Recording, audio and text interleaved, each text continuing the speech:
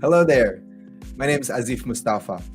Welcome to Malaysia. I'm tuning in from Selangor in Malaysia near the Kuala Lumpur International Airport. And I'm honored to be on this stream talking about masculinity and fatherhood. I'm a father of 5 and obviously also a son. So my points of view are built over this long history that I've had. I'm 53 years old this year. And my views on masculinity obviously changes over time, with the different input and different impact that has happened to me throughout my experience. It has changed my views on what it is to be a man, actually. So when you start out being a young child, obviously your first impression of what a man is your dad. And my dad was an amazing man. The late Professor Mustafa 𝗀𝗃 𝗀𝗃, he brought up 11 children, and he had an amazing career. But to be totally honest, while I was growing up, there was a lot of tension. He wasn't around a lot. Although he was an amazing man, we had lots of conversations later in life as I was older and he was much older.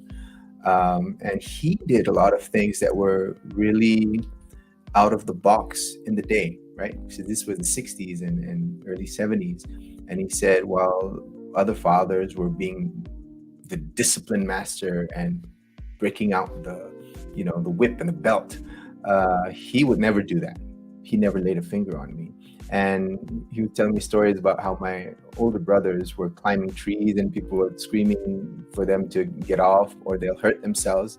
He told me a story of him picking up my brother and placing him on the tree and say, you got to do what you got to do.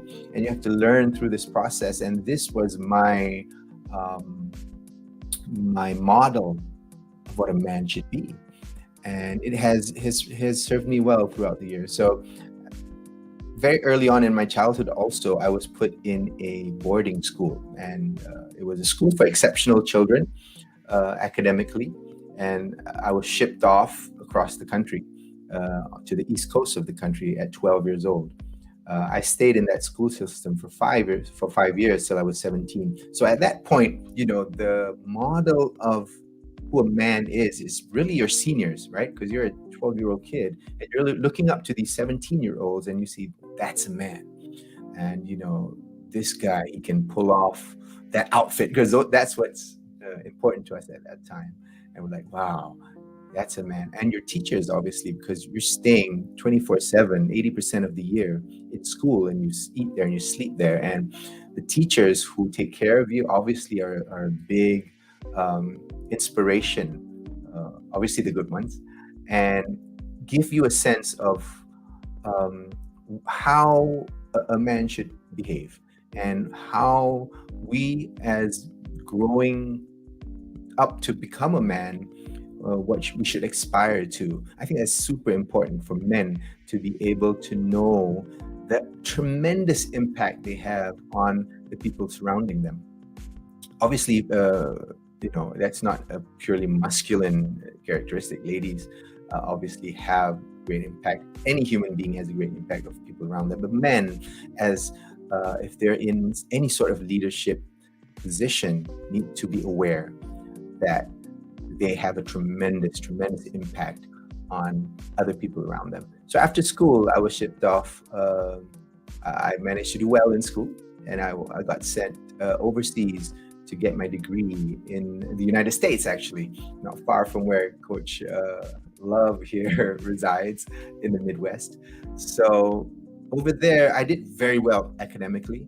It was very easy for me because coming from a very rigorous academic system since I was 12, when I joined the university program in the United States, it became very easy for me. I graduated darn near close to a 4.0 average. It was too easy. So I was working several jobs because I didn't want to burden my parents, and I wanted to earn my own money. So I actually at one point had 4 or 5 jobs while studying full time. And one of those jobs was on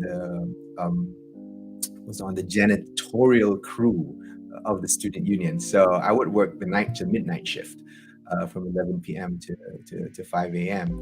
And my models for manhood at that time were these other janitors, mainly men in their middle-aged men, pure Midwestern guys, and then at that point in time, say these guys are men, right? Because they're cracking jokes, they're doing things that men do. So those were my conceptions of manhood, and they changed and they grew. But I tell you, having children, becoming a father, is what it is in terms of letting you know who you are and where you're placed in this universe, really. Because as a father, man, you have no choice but to be the man. And in that sense, you need to be courageous for your children. You need to be pure. You need to be honest with them. You need to provide. And I think these are some of my conceptions of who a man is. A man provides for his family no matter what. There's been good times and there's been bad times, obviously. I've been out, without a job, and I've had to hustle and I've had to do whatever it takes because I was a father at the time and I knew I had to provide. And becoming that has become who I am. So regardless if it's a masculine trait or it's a feminine trait, to me, being a man is being able to stand up and provide, and being dependable for the people who depend on you.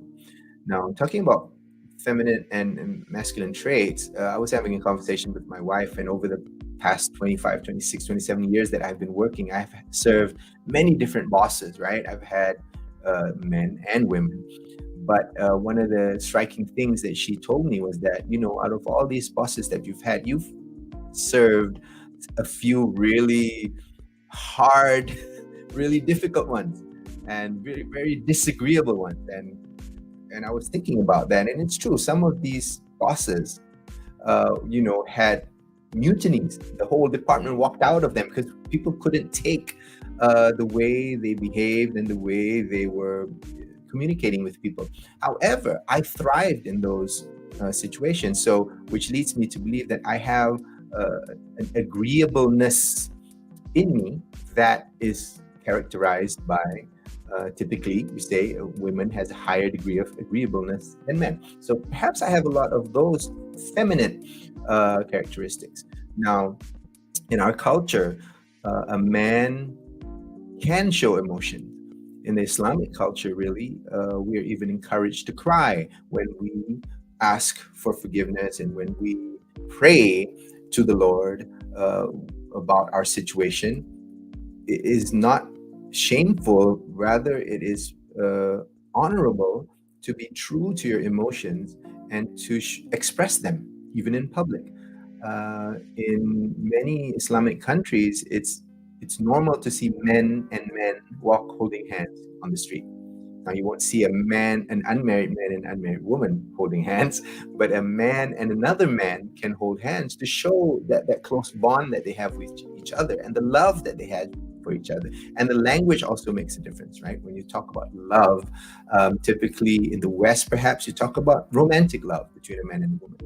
But in many cultures, love is proclaimed expressly without the romantic part coming into play, because you love a person because of who they are and because you care about them. So my concepts of being a man totally changed throughout the years. Recently, I did a pilgrimage with my youngest son and my wife, and the pilgrimage was to the holiest site in Islam, which is to the Kaaba in the Grand Mosque in Makkah.